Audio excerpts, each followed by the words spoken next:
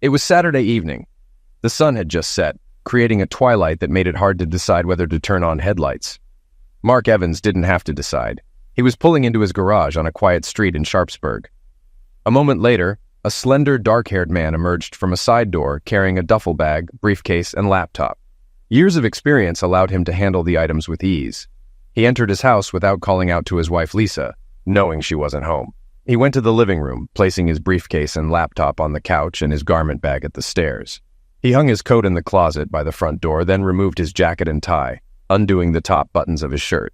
He had just returned from a regional meeting of managers at ABC Industries, though he wasn't technically a manager, but the top systems analyst. His supervisor, good at organizing staff but clueless about computer systems, required him at the meeting in Pittsburgh. He had told his wife he'd be back Monday, claiming the meeting was followed by weekend seminars. He had his reasons for this and didn't want to return too early. Regretting not bringing comfortable clothes to the trip, he knew Lisa would have questioned why. Now home, he showered and changed into jeans and a polo shirt. After a quick meal of leftovers and a bottle of beer, he read the local newspaper in the living room, appearing as a husband relaxing after a trip. In reality, he was biding time, dealing with a personal crisis. He'd worked through denial, but still faced anger, bargaining, depression, and acceptance. Past midnight, he cleaned up the kitchen, realizing it was procrastination. Unable to find another solution, he put on a light jacket and headed to the side door. Remembering something, he returned to the living room, sent an email from his laptop, then left the house. After 5 minutes in the garage, he drove away, the garage door closing behind him. At 7:37 a.m., Sharpsburg's emergency operator answered a call. "Emergency? What's your emergency?"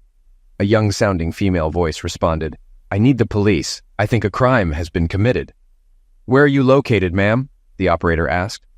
"I'm at a payphone on Park Drive near George Washington Park," she replied.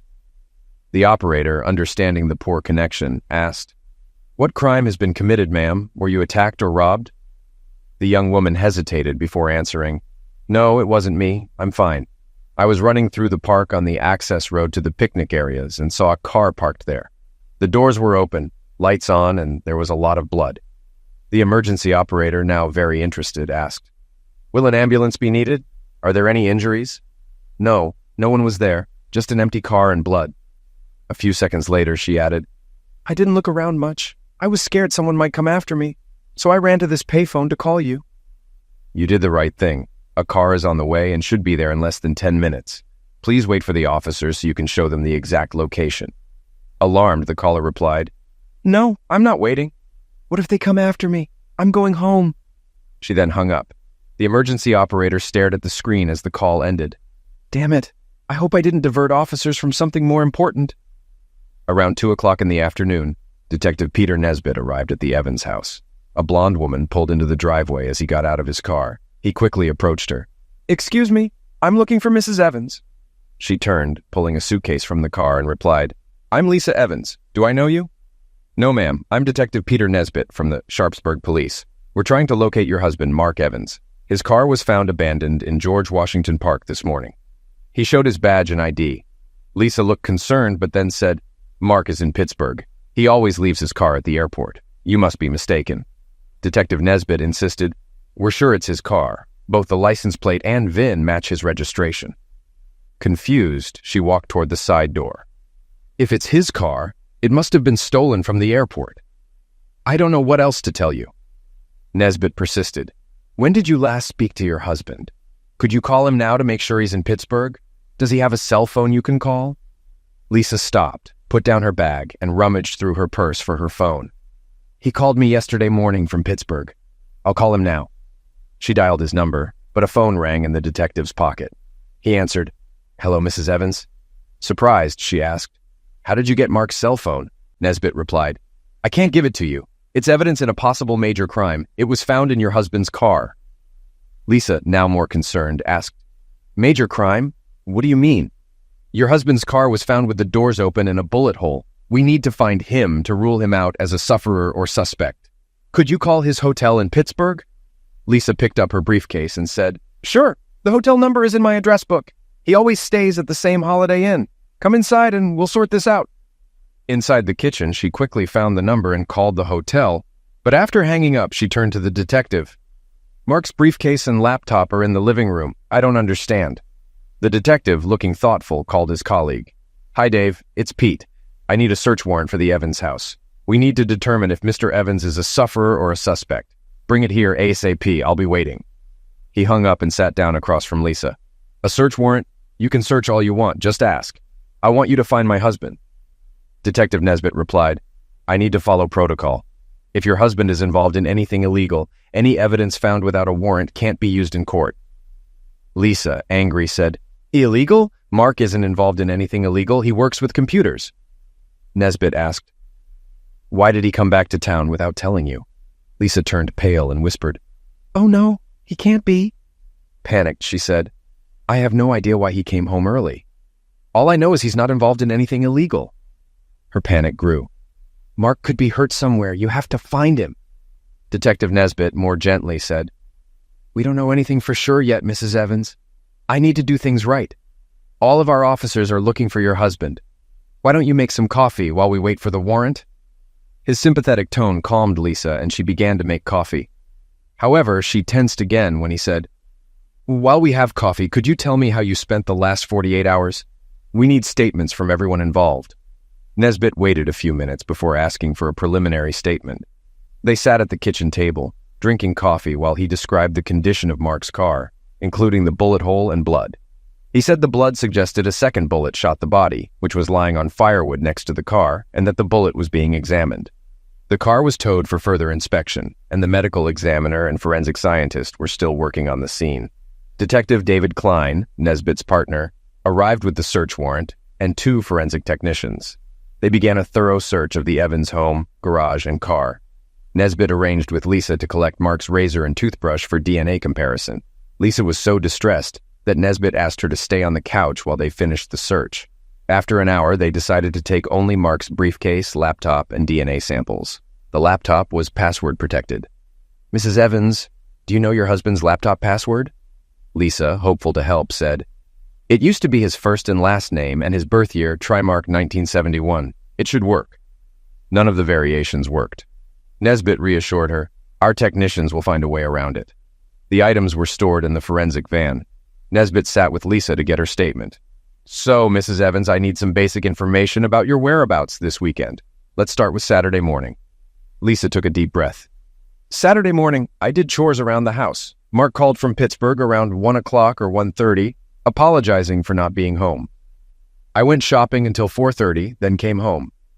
After dinner, around 7:30, I went to a friend's house and stayed the night. This morning, I got up late, took my time, and got home around 2 o'clock. As she explained, she grew more tense, staring at the floor and clenching her fists. Detective Nesbitt finished writing, closed his notebook, and said, "We might need more details later, Mrs. Evans. This is enough for now, but be ready to provide more if needed." He pocketed his notepad and pen, then stood up to join the others searching the garage and car. Before leaving, he asked, "Do you have any recent full-length photos of your husband? A good headshot would also help. We only have his driver's license photo." He walked to the fireplace, glancing at wedding photos. Lisa quickly fetched a photo album. "Here are some recent photos, Detective. Take your pick." They sat together, and Nesbitt chose a group photo and a headshot of Mark. "These will be perfect."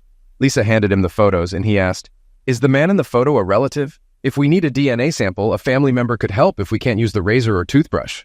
Lisa replied, "No, that's Blake Moore, Mark's best friend since elementary school. Mark has no nearby relatives." Nesbitt thanked her and joined the others in the garage. Lisa, looking on the verge of tears, stayed at the kitchen table. Nesbitt felt sympathy for her. Her husband was missing and possibly involved in a serious incident. The fact that she didn't know he was in town added to the mystery. The detectives and forensic experts finished searching the garage and car. They found bloodstains on the gas and brake pedals of Lisa's car, prompting them to tow it for further inspection. As the technicians packed up, the detectives discussed the case. Nesbitt, facing the side door, said to his partner, "What's your opinion of Mrs. Evans? I have my doubts, especially with the blood in her car." His partner replied, "She seemed like a worried wife, but it's hard to tell right now. We shouldn't jump to conclusions." Nesbitt decided, "Let's see her reaction when we tell her about the blood and towing her car." They knocked and entered the kitchen, surprising Lisa, who was on her cell phone. She quickly ended the call. "You're back. I thought you were done." Nesbitt said, "We found blood smears on the pedals of your car. We're towing it for a thorough inspection. I hope you don't mind." Lisa looked shocked. "Blood in my car? I didn't see any blood." Nesbitt replied, "We'll need to know how it got there. If it's related to the park incident, we'll push for answers. Also, we'll need the shoes you wore today." "I haven't been to the park in weeks. I don't understand how there could be blood in my car." She handed him her shoes and then slumped into a chair, covering her face and sobbing. Both detectives realized they needed more information and said goodbye, leaving Lisa slumped on the kitchen chair. "What do you think, Dave? Is she a worried wife or a good actress? Did you notice she was on the phone and hung up quickly?" David Klein shook his head. "I don't know, Pete. She seems sincere, but if the blood in her car is her husband's, she could be involved. We should talk to their friends and neighbors. Maybe someone knows something. She was likely talking to her best friend." "Yeah, digging around might help. I want to know why he came back early. That could be the key." Detective Nesbitt bagged the shoes as evidence. Since they arrived separately, they drove back to the station alone, each trying to make sense of the clues. They spent the rest of their shift on reports. The next morning, Peter and Dave arrived early, eager to dive into the case. They were greeted by forensics and medical examiner reports. It took an hour to read through them. Peter noted, "The reports point in the same direction, but we shouldn't rush. Let's see what else we can find from the computer. Meanwhile, we should talk to his lawyer and colleagues." David agreed, and they visited Mark's lawyer, Robert Graham, who quickly gave them a few minutes of his time. "I can't discuss my client's legal situation. What do you need?" Detective Nesbitt said, "We need confirmation of these emails sent to you from Mark Evans' computer. We want to ensure they're not just drafts." He handed over 4 pages. The lawyer confirmed, "These are originals. I can confirm receipt." The detectives thanked him and headed to their car, exchanging smiles. On their way to ABC Industrial, Peter said, "As you mentioned, the spouse is usually involved, but we have more work to do." At Mark's workplace, they were ushered into his supervisor's office. Detective Klein took the lead. "We're investigating the discovery of Mark Evans's car in George Washington Park. You might have read about it. We have some questions." Mark's boss assured them of his cooperation. "Mark is a valuable employee. What do you need to know?" "First, is Mark supposed to stay in Pittsburgh until Friday night? He reportedly had seminars on Saturday and Sunday. We need to confirm his schedule." Mark's boss quickly responded, "Mark didn't have any events scheduled for the weekend. I expected him back Friday night." Detective Klein noted this and continued, "Have you noticed anything unusual about Mark lately? Anything on his mind?" The boss thought for a moment, then replied, "Mark seemed to have a lot on his mind recently. I asked if he was having any problems, but he said everything was fine. He's been brooding a lot. I assumed he was just working hard." The detectives thanked him and returned to their car, sensing they were making progress. By late morning, they were back at the office and received preliminary DNA results and a forensic report, which included a strange box with wires. With more pieces of the puzzle in place, they reviewed their notes and information in an interrogation room. Confident they had a better understanding, they decided to visit Lisa Evans again. Arriving at the Evans house around 3 p.m., they didn't call ahead to catch her off guard. Lisa seemed startled when she saw them. "Detectives, have you found my husband? I call the sergeant every 2 hours and he has nothing to report." Detective Nesbitt replied, "No, but we've made some progress. We'd like to ask you a few questions." Lisa, looking embarrassed, said, "Sure, come in. I'll do my best to help." In the living room, the detective sat across from her. Detective Klein opened his notebook and asked, "Is there anything you want to tell us about your relationship with Blake Moore?" Lisa turned pale. "What? Blake is my husband's best friend. He's just my friend." Detective Nesbitt asked calmly, "Are you having an affair with Blake Moore?" Lisa, even paler, stammered, "Absolutely not. How can you ask me that?" The detective stood up. Detective Klein said, "We need you to come to the station for a formal statement." Lisa panicked. "What? Am I under arrest? Why do I have to go to the station?" "You're not under arrest yet. We need an official statement. You can have a lawyer if you want." Lisa replied quickly, "I don't need a lawyer. I'll come to the station. I'll do whatever it takes to help find Mark." Lisa escorted the detectives to their car. Once at the station, they led her to a dim interrogation room, designed to create a negative environment. "We'll ask you to wait here while we gather our documents. Are you sure you don't want a lawyer?" Detective Nesbitt gave her another chance to decide. She refused, shaking her head, her blue eyes full of tears. The detective left the room, ensuring the cameras were on. Detective Klein told his commanding officer, "I want a good recording of everything said. I think we're going to solve this case." Peter Nesbitt approached with files. "Let's have a coffee first. Let her have a little time to reflect." The three men agreed and spent 20 minutes in the coffee shop discussing the case and planning the interrogation. Meanwhile, across town, a volunteer at Crime Stoppers answered a call. "Good morning, this is Crime Stoppers. We pay up to $1,000 for tips on solved crimes. This call is being recorded." After a few seconds of silence, an older man spoke. "Can I get money if I help the police?" "It depends on your tip and how it helps the police. Do you have any information about a crime?" There was another pause before the caller said, "Do I get the money right away? But what if the police trick me?" "The money isn't from the police, so they won't scam you. Tell me what you know, and I'll give you a code number. You can call back in a few days to see if your tip helped." The man sounded frustrated. "I need the money now. I need juice. If you need food, I can direct you to shelters." "Not food, juice. The kind that costs $5 a bottle." The volunteer smiled but said, "If your tip is good, you could buy a lot of juice." "Okay, I'll wait. I saw someone throw a weapon into the river under the 3rd Street Bridge. It was Sunday morning. He had a rifle and 2 shovels." The volunteer asked, "Was this on the east side of the bridge? Did he throw them in the water?" "Yes, he just threw them off the dock. I can describe him. He was large with blonde hair." "And his car?" "It was dark blue. The license plate started with A's SS, but I forget the rest." The volunteer took down the information and said, "I have everything we need. Your number is 127. Call back in a few days, and we'll let you know if it helped the police." The volunteer relayed the information to the police liaison officer. A diver was sent out within an hour and found the items quickly. The weapon was taken to the crime lab, where it matched a recent crime scene in George Washington Park. A report was sent to the detectives, and a technician retrieved the 2 shovels from the property clerk. As the detectives left the coffee shop, they were met by a clerk delivering the ballistics and Crime Stoppers reports. "Detectives, we have the weapon used in the George Washington Park shooting. The attached report might lead you to the perpetrator." The clerk handed over the reports. Klein and Nesbitt reviewed the reports, then called up vehicle records on a computer. "Pete, let's split up. I'll question our guest in the interrogation room, and you can get a uniformed officer to bring in Mr. Moore for questioning." "Sounds like a plan, Dave. Things are coming together nicely." Detective Klein gathered the reports and headed to the interrogation room where Lisa Evans was waiting. Meanwhile, his partner arranged for a uniformed officer to visit Blake Moore's house. Soon they were on their way. In the interview room, Lisa sat calmly, showing no fear or sadness. "Sorry to keep you waiting, Mrs. Evans. This room is monitored and recorded," Detective Klein said. She replied, "I don't mind. I have nothing to hide." Klein responded, "Good. Let's get started. Are you having an affair with Blake Moore? Yes or no?"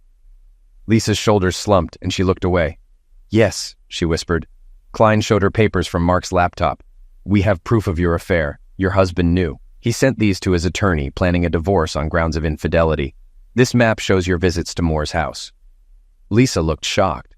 "How did Mark know?" Klein held up a small device. "He installed this tracker in your car, monitoring your location in real time." She stared at the device. "Mark knew for weeks? And he wanted a divorce?" She began to cry. Klein continued, "Mark documented your interactions with Moore. The last map was from Saturday night when he went missing. He emailed his lawyer saying he was going to confront you and feared he might get arrested." Lisa said, "But Mark never showed up at Blake's. I spent the night there."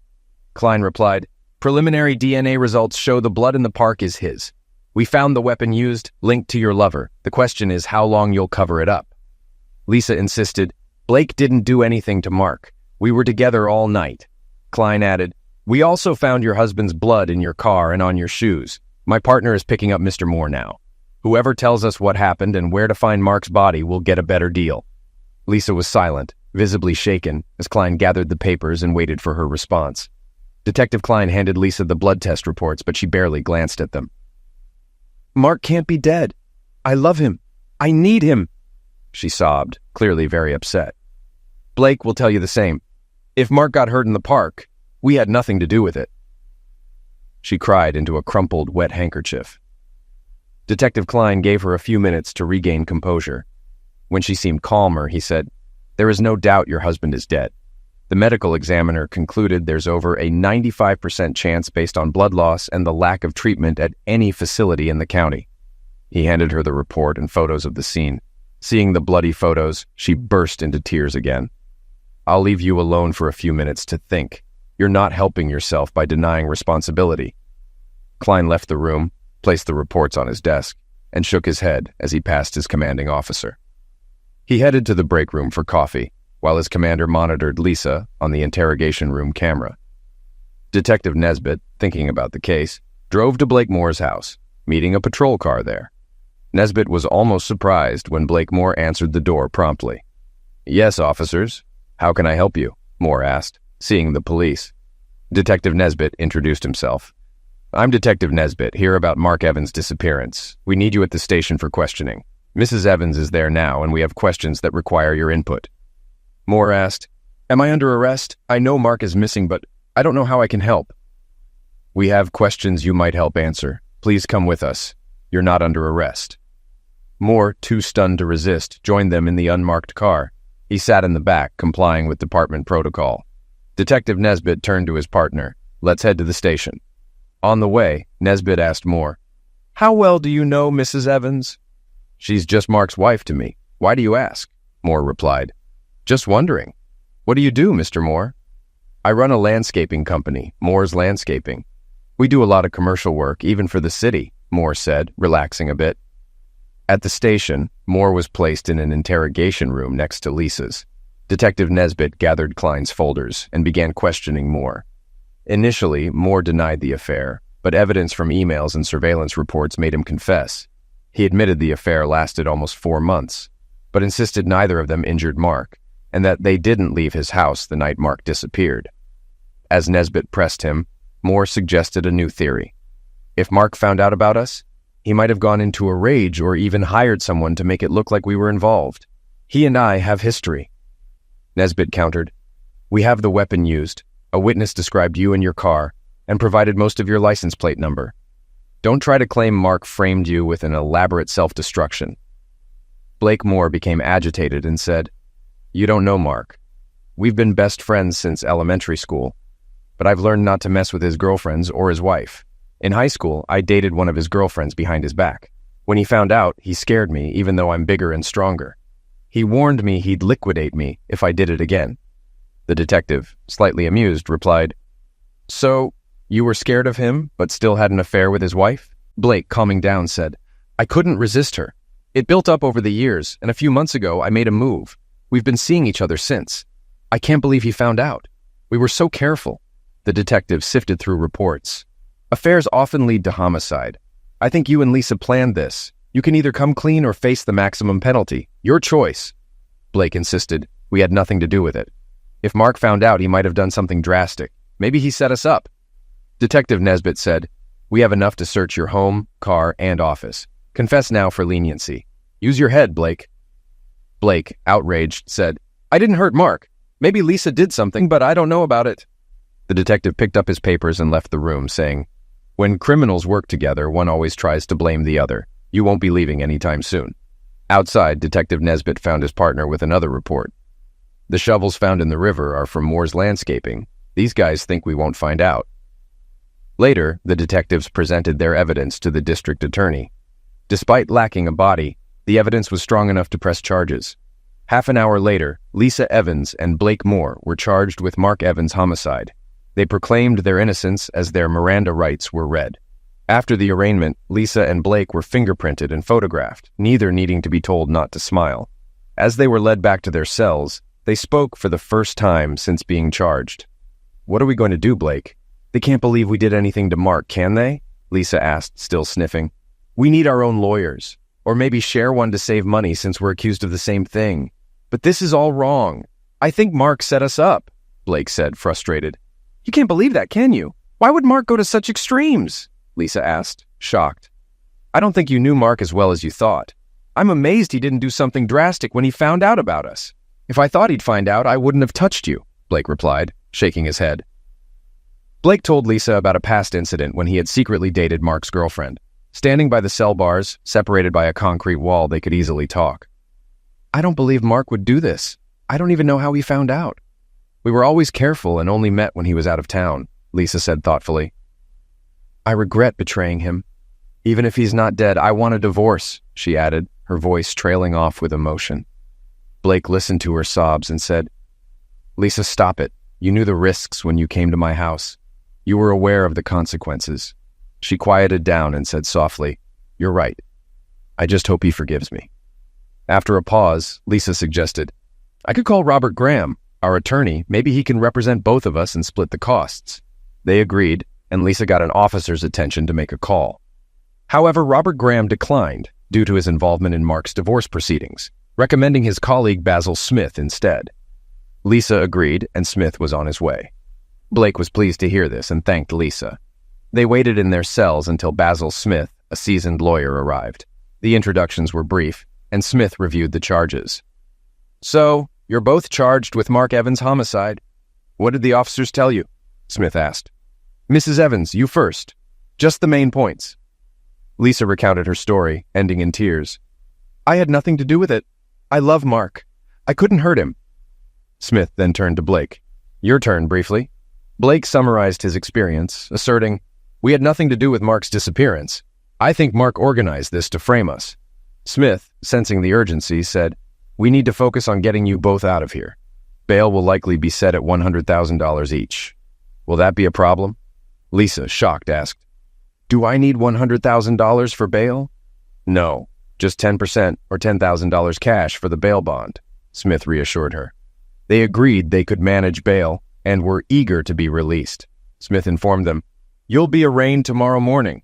Bail will be set then, and you'll make arrangements to get out. Prepare to spend the night here. Both clients reacted badly to the lawyer's statement. He explained he couldn't do more until charges were filed. Once they were out, he would talk to the district attorney to unseal the evidence and better understand their case. They were taken back to their cells, where neither slept well, given greasy takeout food, a single blanket, and loud cellmates. The next morning at 10 o'clock, they met with their attorney before court.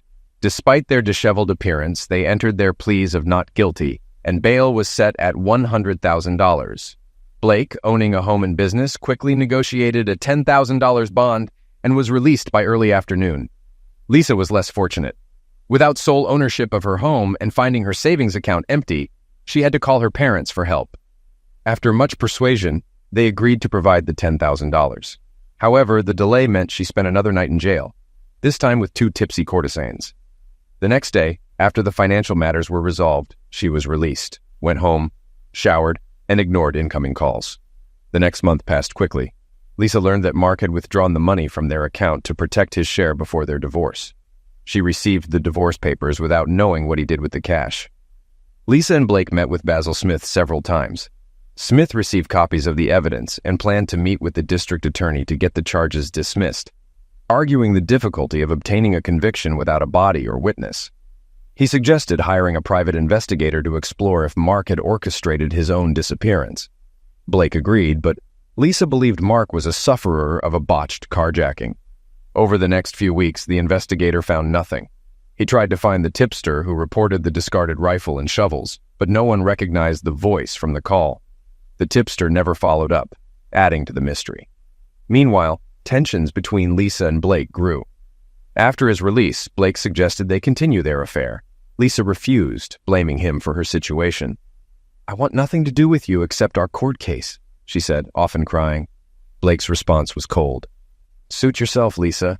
You're not the only woman in town. They only spoke in the company of their lawyer, keeping their distance otherwise. Their affair had turned icy cold. A month after their release, Basil Smith arranged a meeting with District Attorney Jeff Bagden. Lisa and Blake hoped the charges would be dropped, as they had been molestated with questions about their relationship. They screened calls using caller ID and answering machines, eager to clear their names and move on. Jeff Bagden, surprisingly young and stylish, began, I just received final reports from the medical examiner and police. Based on the evidence, I'm offering a reduced sentence of 8 to 12 years for a guilty plea to second-degree homicide. Lisa and Blake were shocked, loudly proclaiming their innocence. Their attorney, trying to calm them, asked how Bagden justified the offer. Bagden explained, We have new evidence. DNA from blood on your car's license plate and trunk gasket matches Mark Evans. Additionally, black polyethylene found under Mark's car matches material from your landscaping business. Lisa angrily accused, "Blake, what have you done?" Blake exploded, "You know I had nothing to do with it. You were with me when it happened." Basil Smith intervened, calming them both.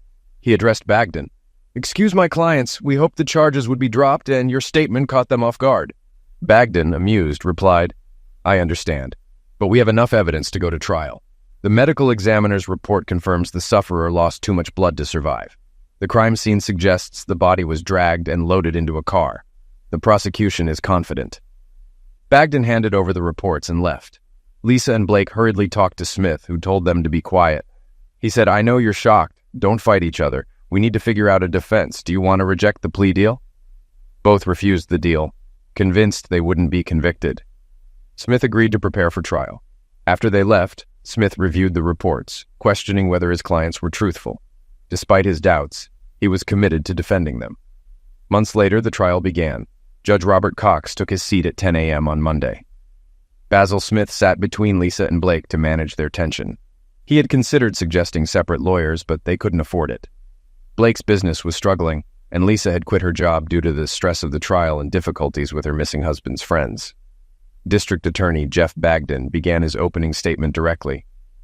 "Members of the jury, we do not have Mark Evans' body, but we intend to prove he is dead and that the defendants are guilty of his homicide."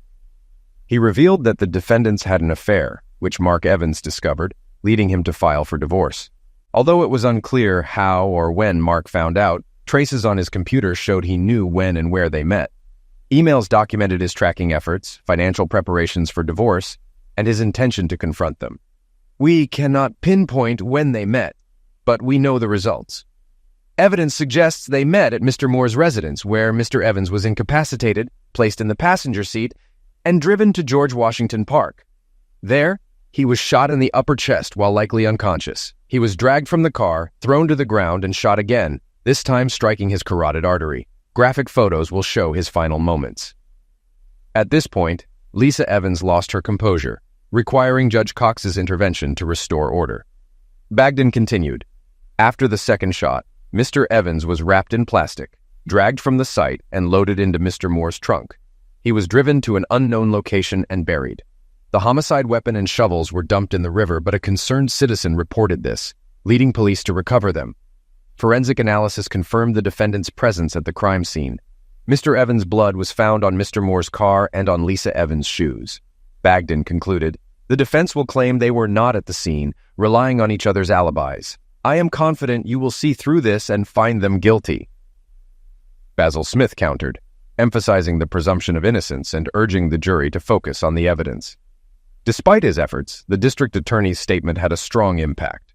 The first witness, a computer expert, testified about the emails and maps Mark Evans used to track his wife's meetings with Mr. Moore.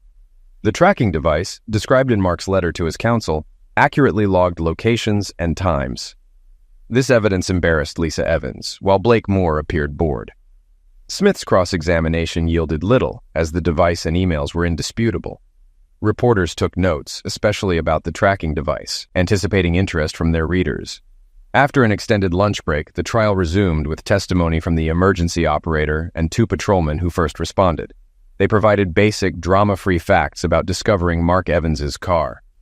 The trial's intensity rose when detectives and medical examiners described the crime scene, supported by large graphic photographs showing bullet holes, blood, and drag marks. The medical examiner detailed the blood loss, estimating 3 to 4 pints, and described blood jets indicating a severed artery. He concluded that Mark Evans was dying when Lisa Evans lost control and screamed, "No, Mark can't be dead." Her outburst forced the judge to adjourn the trial until the next morning. The second day began with the medical expert continuing his testimony, focusing on blood sample tests. After 15 minutes, DA Jeff Bagden ended his questioning, turning the witness over to defense attorney Basil Smith. Smith checked that Lisa Evans, now sedated, was calm. He aimed to refute the graphic, execution-like impression of the shooting. Smith asked, "You estimated Mark Evans lost 3 to 4 pints of blood, but isn't it possible it was 1 to 2 pints depending on blood distribution?" The medical examiner replied, "It's unlikely, but not impossible." Smith continued, "Could first aid have lessened the fatality of Mark Evans' injury?" The examiner said, "Unlikely, but not impossible. Immediate medical attention would have been required." Smith highlighted the lack of evidence for immediate assistance and dismissed the witness, having secured small concessions. Next, a forensic scientist specializing in weapons and ammunition testified about 2 recovered bullets. One bullet from the car seat was deformed. The other, from firewood, was in good condition and matched the recovered weapon. Smith asked, "Were the bullets checked for bone or flesh remnants?" The technician confirmed minimal traces of blood on the bullets, explaining that passing through layers of padding and fabric likely cleaned them. He noted the bullets had a full metal jacket, typical for military use, with a gilding metal copper-steel jacket around the core. He explained that this jacket is stronger than a standard all-metal jacket, usually made of copper. This was both good and bad for the defense.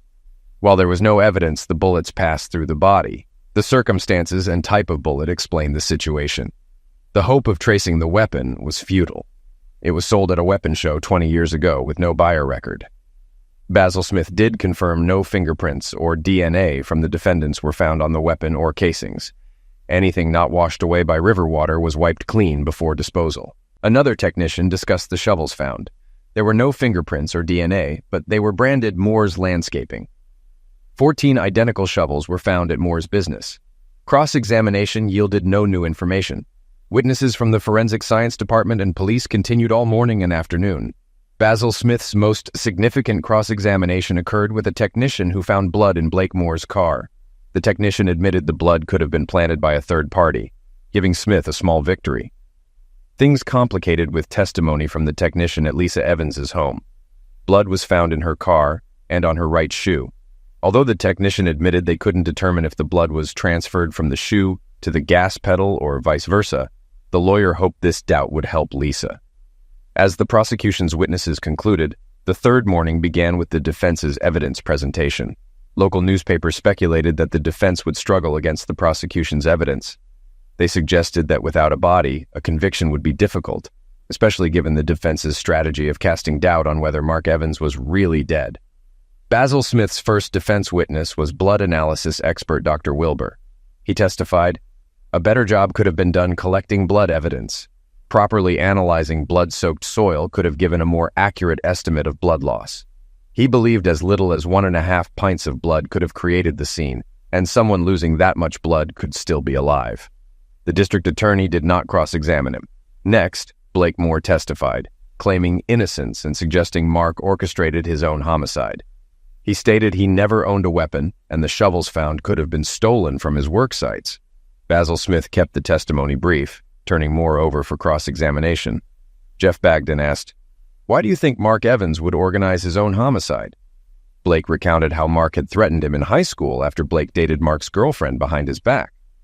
Bagden then asked, "So, this isn't the first time you interfered with Mark Evans's relationships.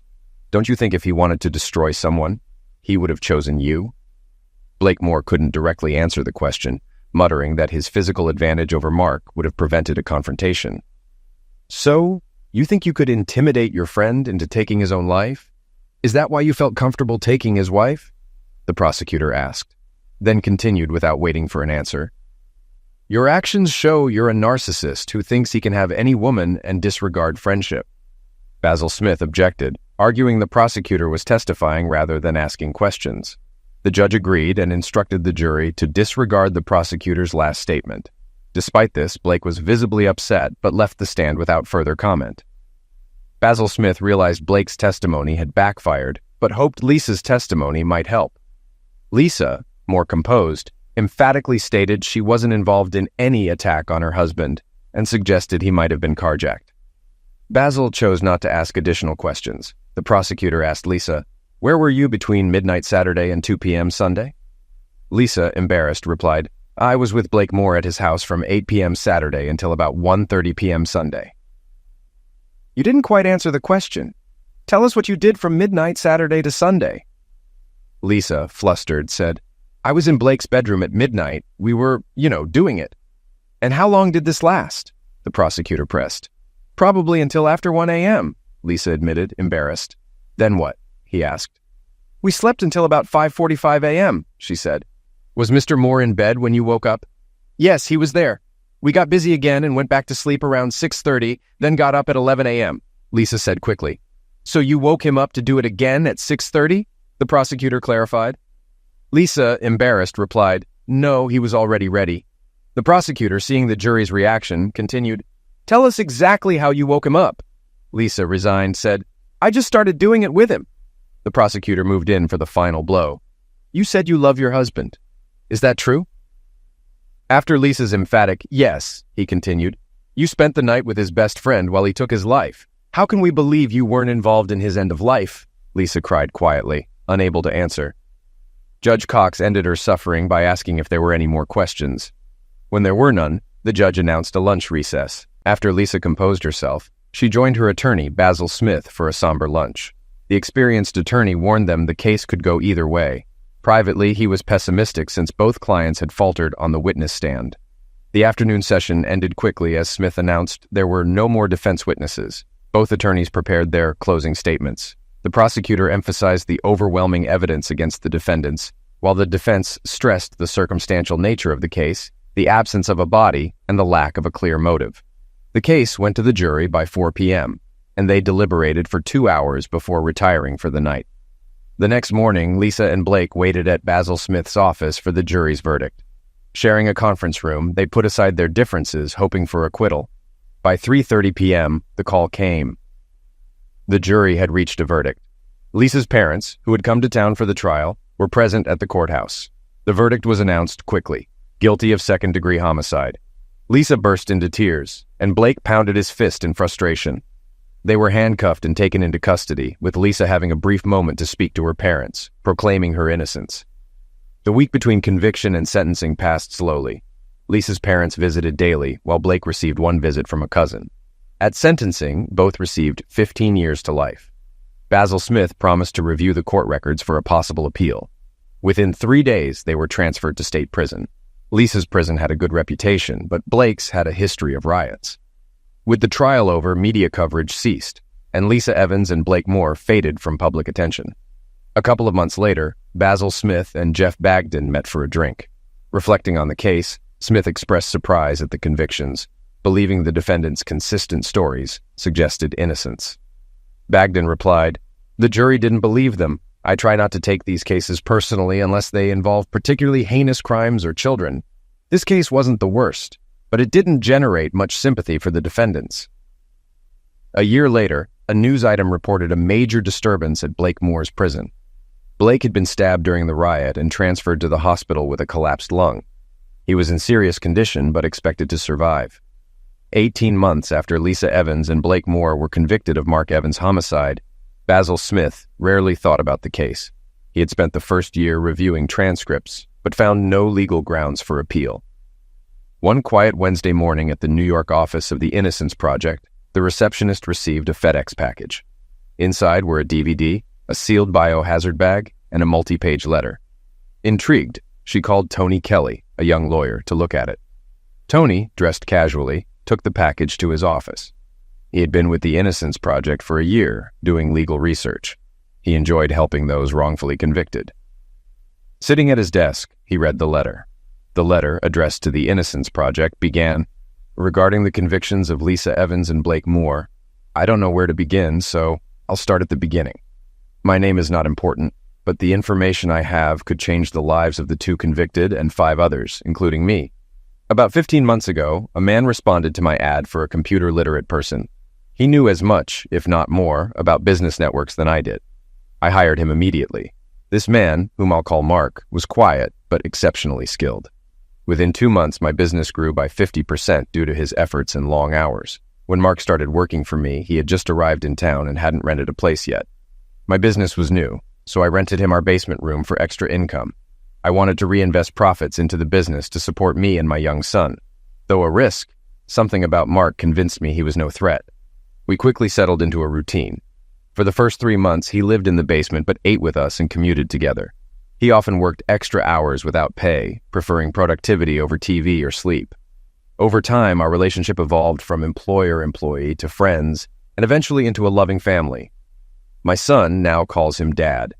From the start, I sensed something deeply troubled Mark. One quiet afternoon, I locked the office door and called him in. determined to find out what was bothering him.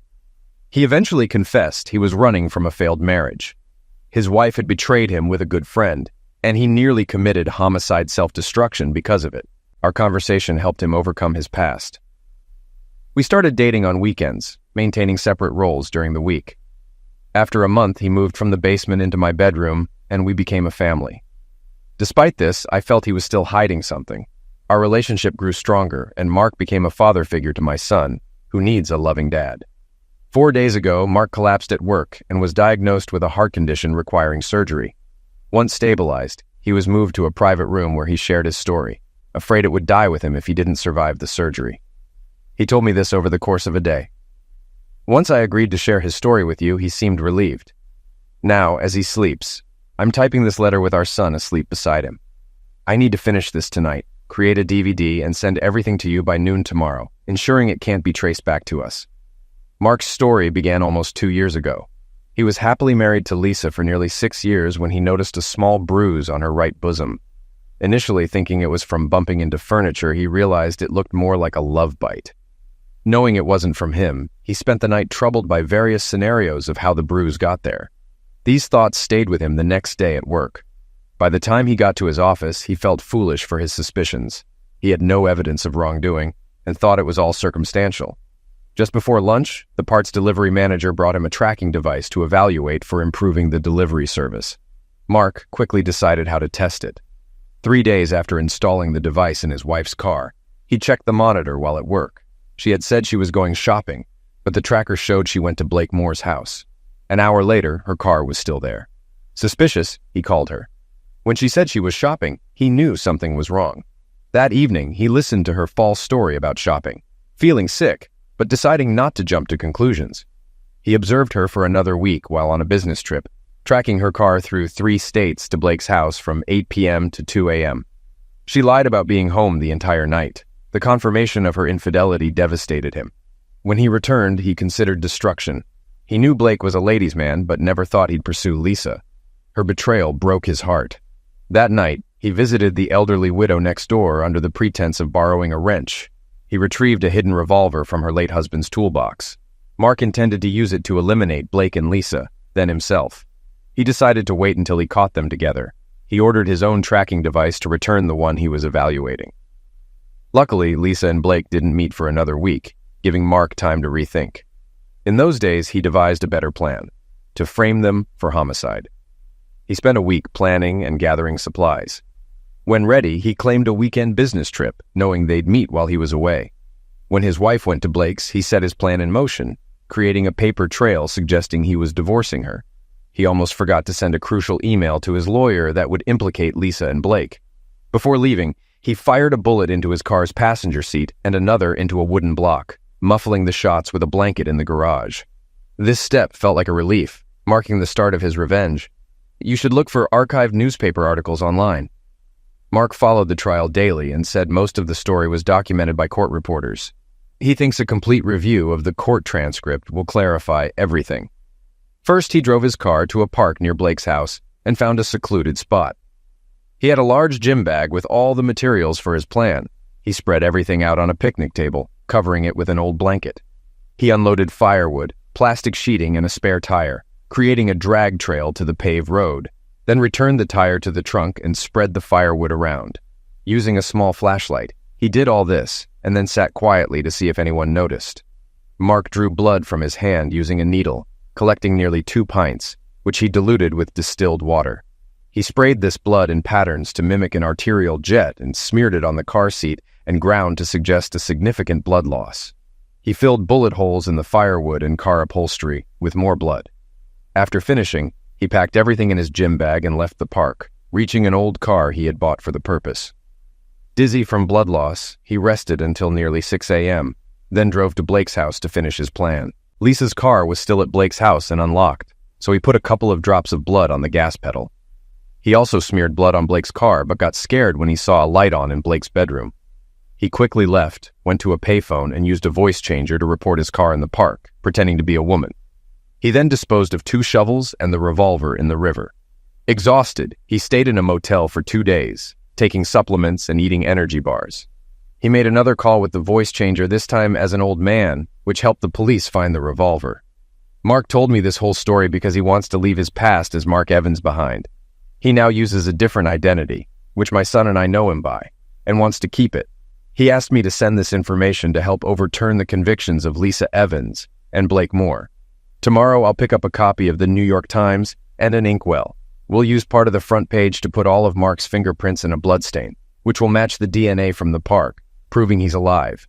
This should be enough to free them from jail. At the end of the letter, there was a handwritten note.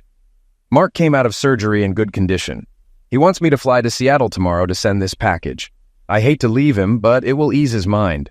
We're expecting twins in about 3 months. Tony Kelly turned the last page to check for any additional notes, but it was blank.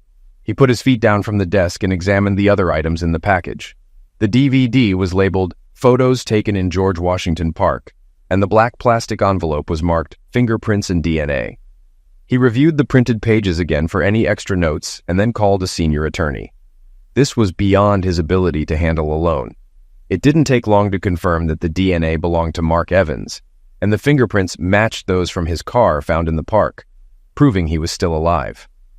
With undeniable evidence that 2 people were convicted of a homicide that never happened, the state attorney general and governor expedited their release. A week later, they returned to the courtroom with Basil Smith, Lisa's parents, and even District Attorney Jeff Bagden. With some state representatives present, the state attorney general apologized for the wrongful conviction. He blamed Mark Evans for misleading the justice system and announced efforts to find him and hold him accountable for the financial costs incurred. When asked where they would start looking for Mark, he could only shake his head. Blake Moore seemed changed, no longer arrogant but more inclined to compromise. He apologized to Lisa for the events leading to their imprisonment. Lisa appeared indifferent, longing only to leave with her parents. Both Basil Smith and the district attorney apologized, acknowledging they had been misled by Mark Evans. They vowed to be more diligent in future cases. Although the state found no liability, Lisa and Blake received $50,000 each in compensation. Blake, whose business went bankrupt and house was sold for legal fees, left town. He commented to Lisa that Mark had severely wronged them and the check was a mere fraction of what he lost.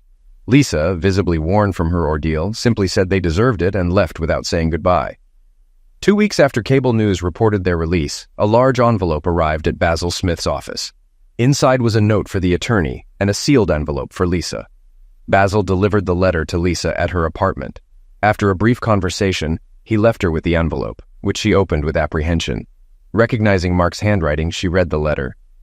Lisa, I apologize for the time you spent in jail. Your betrayal with Blake drove me nearly insane. My new life and happiness have shown me that freeing you both was necessary for my own freedom. I know authorities will search for me, but I am confident in my new life with my new family. Good luck and goodbye. M. The letter slipped from her hand, shattering any remaining hope of reconciliation with Mark.